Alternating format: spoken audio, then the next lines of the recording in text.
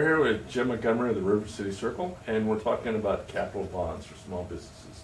What's the concept behind capital bonds for small business? The concept is very simple. It's instead of going to the bank to get a loan, you go to investors, if you will, people who will lend you money, because a lot of times you can't get the bank loan for what you'd issue a bond for.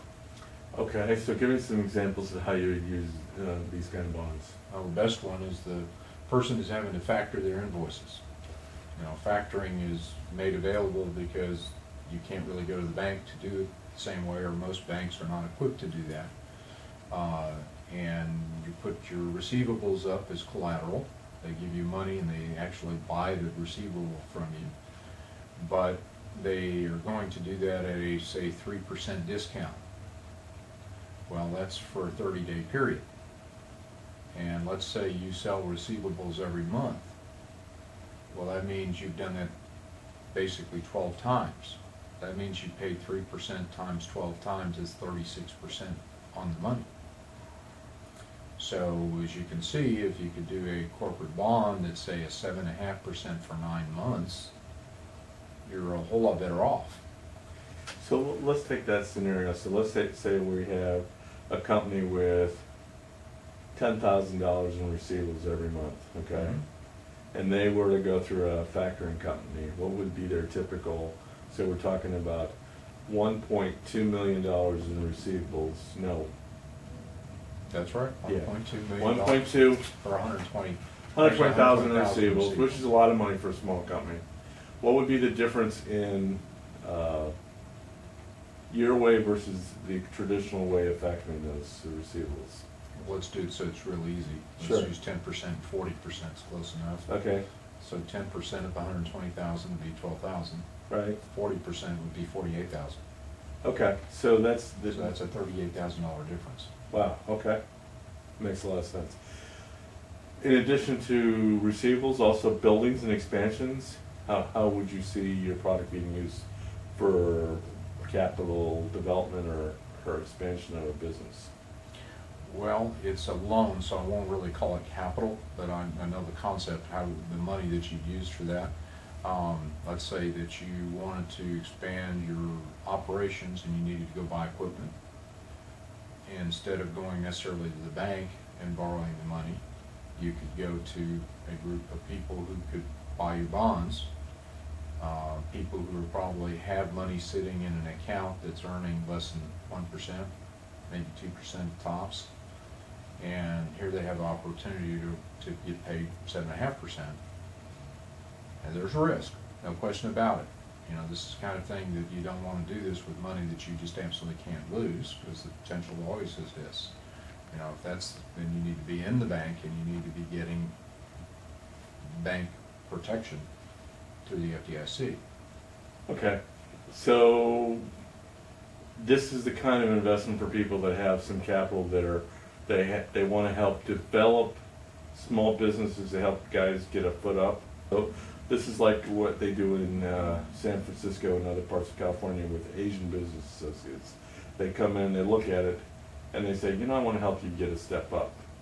Explain to me how you envision this happening here in this part of Texas. Well, for example, you've got a construction company that has construction contracts that need to be done down in the Eagle Ford Shale.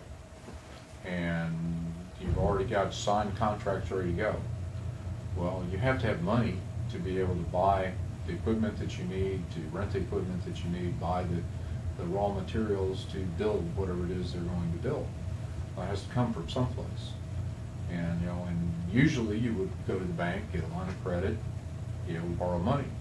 But in our banking environment right now, a lot of the banks can't even make loans like that. Not because they're not good loans, just because the regulators will get all over them if they do that.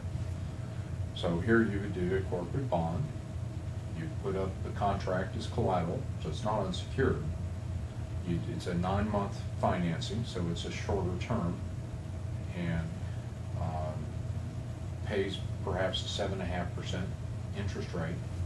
And the whole idea is that they'll be complete and up and running and get paid on the contract within the time period, the 9 months or whatever it is. and therefore be able to get your money back. You set up a trust that will actually collect the money, pay the bondholders, then pay the construction company. Okay, we're going to stop here. Let's talk about what you think is the ideal investor for the River City Circle and for these kind of capital bonds. Sure, it's a business owner. Many people have read The Millionaire Next Door. Well, there are a lot of millionaires out there who own a plumbing business or an electrical business, a copier business, you name it, that have money that is sitting in a bank account or in a mutual fund that isn't making a lot of return. They're not going to take a lot of that money.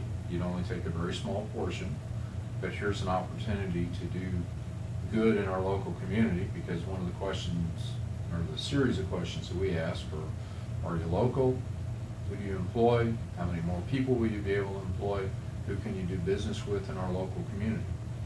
And that's the whole point of it, is to make a funding source available. So with your first deal with the Perdon's Brewery Company, explain why you think that deal appealed to the investors in that original group.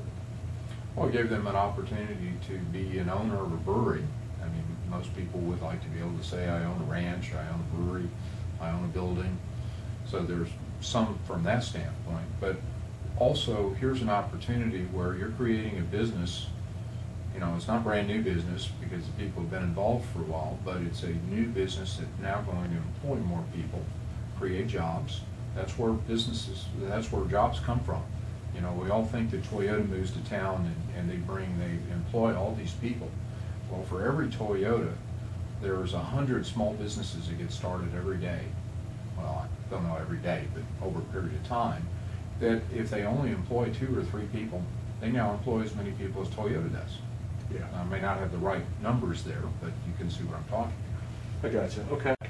So what would be the type of ideal investments for this group? Tell me some of the things that you would be looking for. Sure.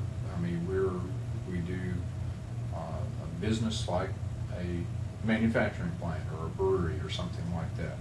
It could be a real estate transaction, a building that's going to be leased out, where the investors would actually own the building. It could be a loan in lieu of what would be factoring for somebody, where instead of paying 36% to a factor who buys your invoices, you actually put them up as collateral for a loan. There are all kinds of uses, and you know, it's almost as whatever the imagination could come up with.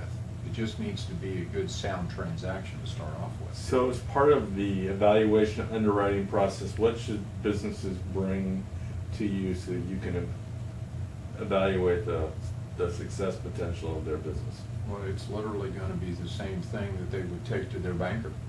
You know, tax returns, financial statements, lists of assets, the same type of thing. But in most cases, what we're going to be looking at is, do they have signed contracts? Do they have signed purchase orders? You know, what's the basis of the transaction?